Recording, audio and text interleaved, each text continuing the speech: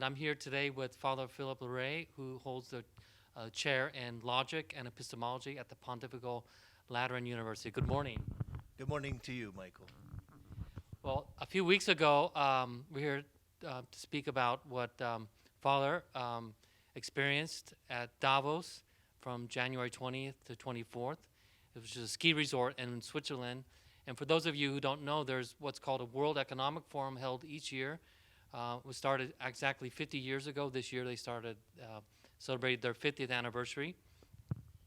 And the general theme is about stakeholders in capitalism, our responsibility as participants in a capitalistic market, and what sort of moral duties do we have for society at large and for the human person in particular. So I just really want to talk to Father Philip about his experience there. For us, he's a unique sort of participant because he's not just there as a philosopher or an ethicist. He's there above all as a priest of the Roman Catholic Church with the same concerns about the moral ends of the human person, just like you and I. And he actually was invited to participate in a debate on artificial intelligence. We'll talk about that a little bit more later in the interview. But I just want to ask him his initial reactions about going there as a priest, philosopher, and also a concerned citizen of the world. The World Economic Forum is a very unique event where you have a lot of powerful, rich, and influential people. Mm-hmm. They get together and talk and discuss different issues, and every year, like you said, there's a different theme. Klaus Schwab, who is the founder and the actual president of the World Economic Forum, is convinced that the forum can be used in order to promote good, the good in society, shall we say, and the common good. Now, let's not be naive. You're not going to get a lot of commitment from people that go there to actually do something concrete. Although I've noticed over the past, let's say, 5 or 6 years, things are developing in that sense. People want to take away from Davos a commitment to do something.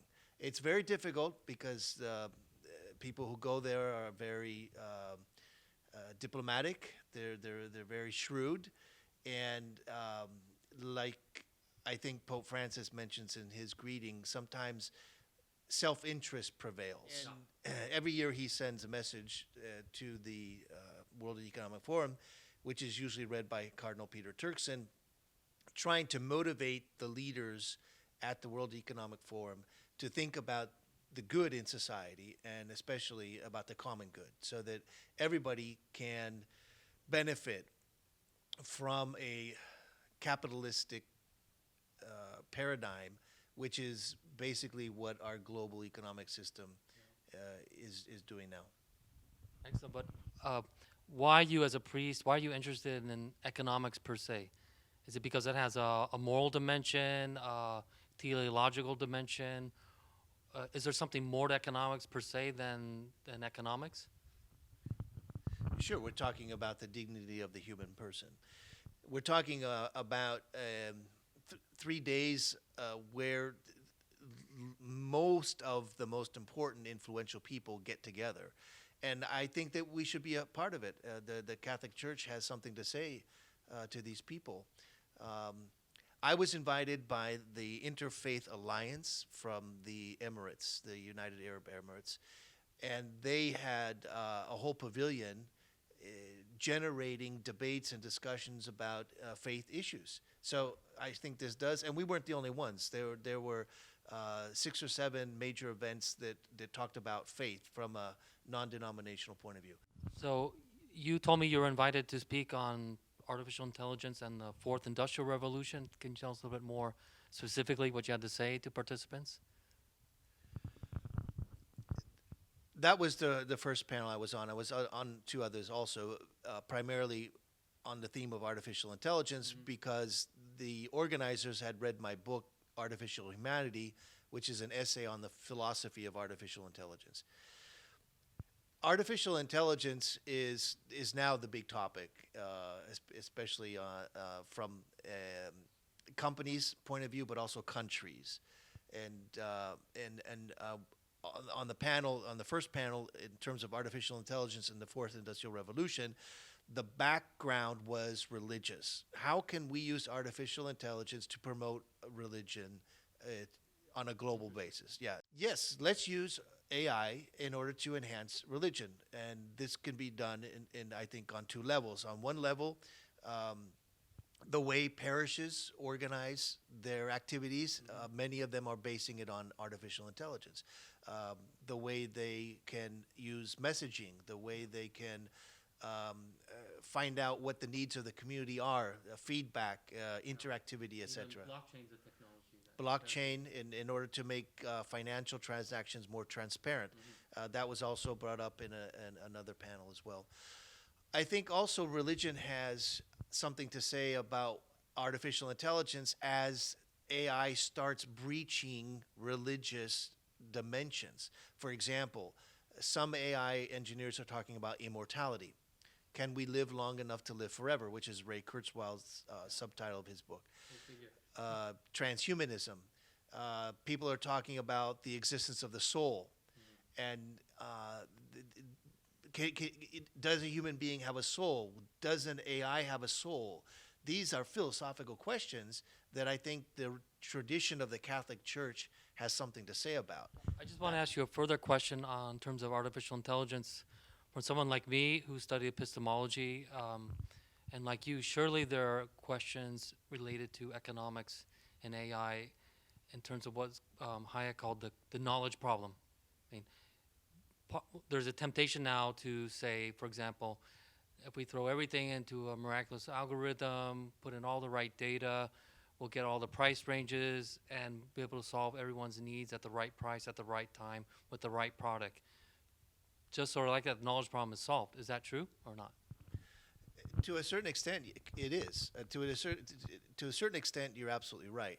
But let's not deceive ourselves. AI can be used for good or it can be used for evil. So who is behind the development of the AI? Right now, you have major corporations. Google has one of the best AI projects. IBM Watson project is very good. Facebook has an outstanding AI project, and so does Microsoft and Amazon. So now President Trump just last year instituted the American government's AI initiative.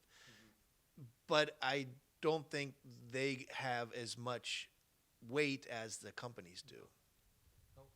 One of the latest polemics I heard about China is that they're now registering transactions of Chinese citizens in terms of what they buy, and they gain or lose social points.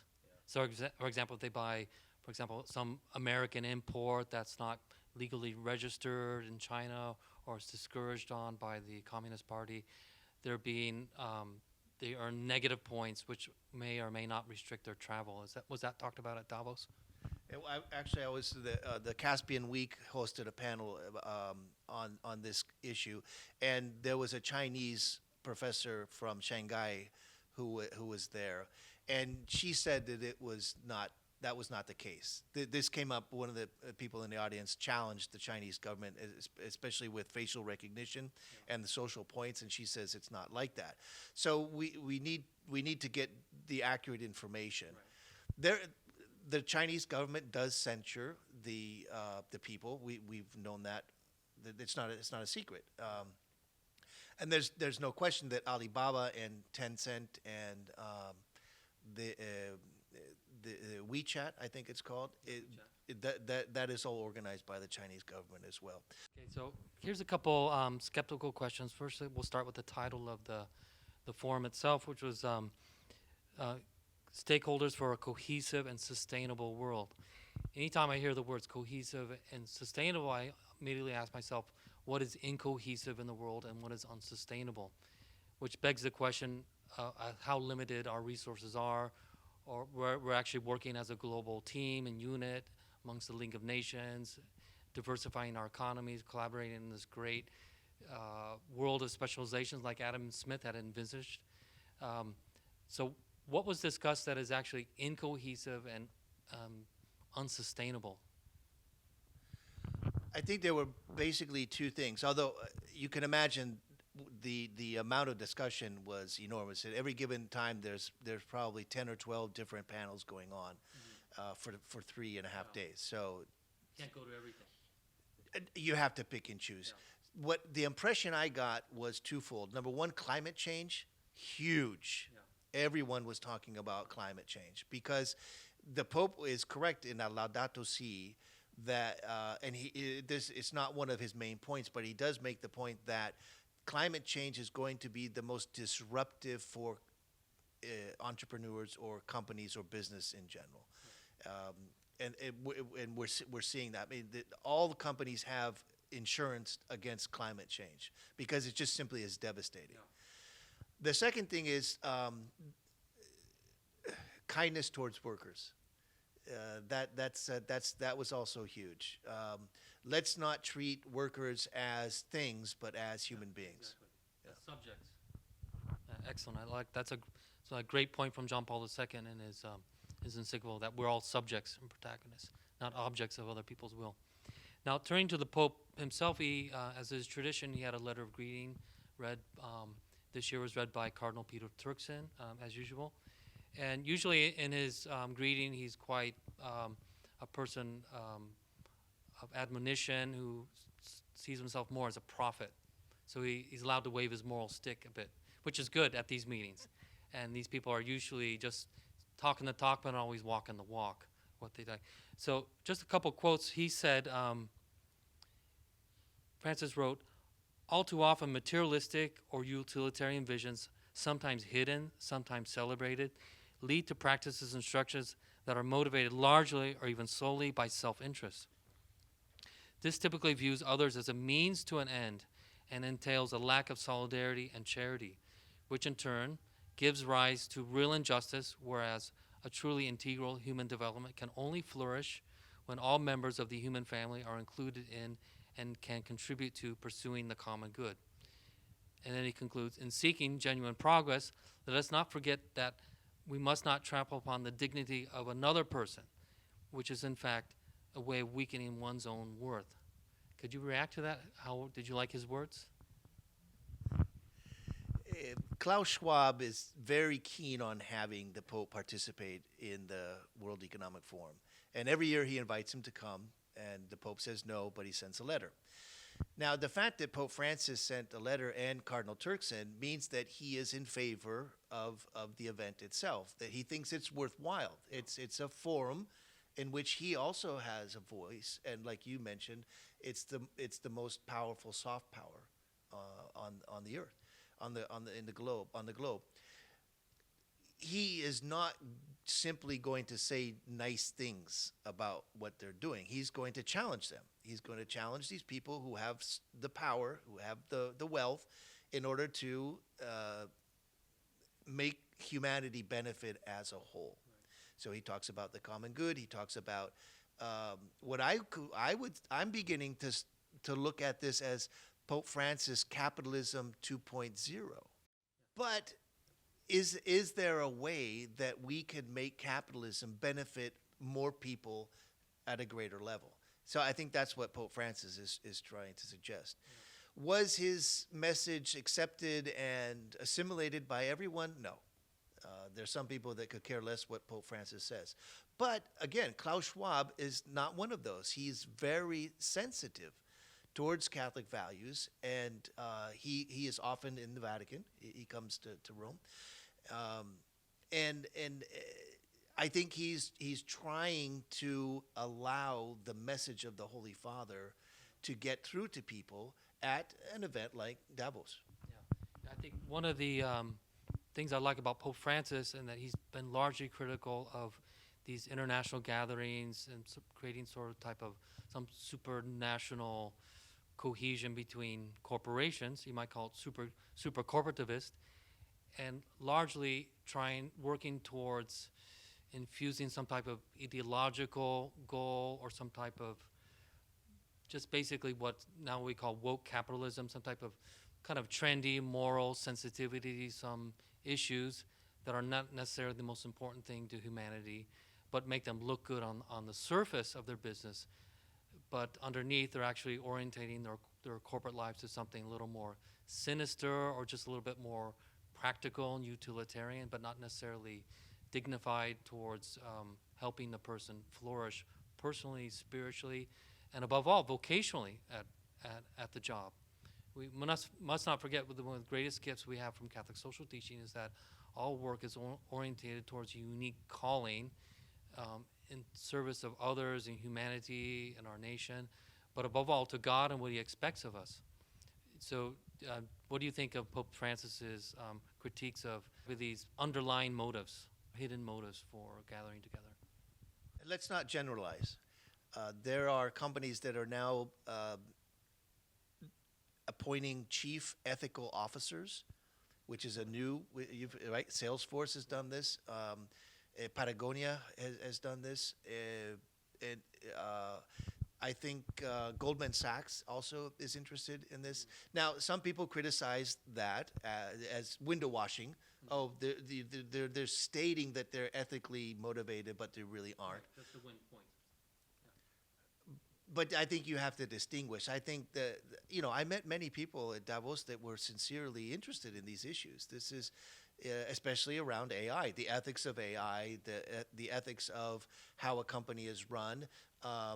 Larry Fink wrote his letter from BlackRock, which is the largest investing company in the world, saying that they are no longer going to invest in companies which aren't ethically sound. And Larry Fink is not a religious leader. He's a financial leader. So now, so does that mean that everything is perfect and we're all together on a global scale? No, there's still lying and cheating and backbiting and falsity and okay. But I think it is interesting that large companies are beginning to understand the importance of ethics beyond the legal aspects, because they all have legal departments. So what is the law? Are we doing something against the law? The Cambridge Analytics scandal was not necessarily against the law. The U.S. government is now trying to pass laws to protect our privacy, but everybody was upset with Mark Zuckerberg because he sold our information. He apologized. He got hauled down to the Senate and had to publicly say, I'm sorry. But these are ethical breaches before I think they're legal breaches. And it's consoling to see that many companies, and not just one or two, but many companies are going towards an ethical evaluation of what they're doing and their impact on society. Excellent. So to conclude, having listened to you, perhaps we should have some type of critical eye towards these gatherings, much like Pope Francis reminding us that we're always sinful and that we can potentially gather to collude or promote some type of injustice for the practicality of business. But at the end of the day, we have to recognize that people are becoming more and more concerned about the ethical vision of the human person, his ends, his actual means within the world, and what his ultimate service is towards humanity, his fellow person, and to ultimately to God. So perhaps we can have more priests present next year at Davos. Perhaps, was anyone lined up for confession while you were there? Last thoughts? Several people stopped me and thanked me for being there. From Unilever, which doesn't have the greatest of reputation, but they actually are doing some amazing things. The International Red Cross was there, and Bulgari was there, and so the vice president of Bulgari came up and said, "I'm a Catholic. I'm so glad to see that you're here." And I think, is this not what we're supposed to do? Yeah. Go to where the power is. This is typically Jesuitical also, St. Ignatius, or St. Paul. Talk with these people, dialogue with these people, try to influence to a certain extent as much as we can. Be present. Let the Catholic voice be heard. Exactly. And so the more the merrier. Excellent. Thank you for your discussion. It's been very enlightening, and we'll see you next time in March with another interview. Thank you.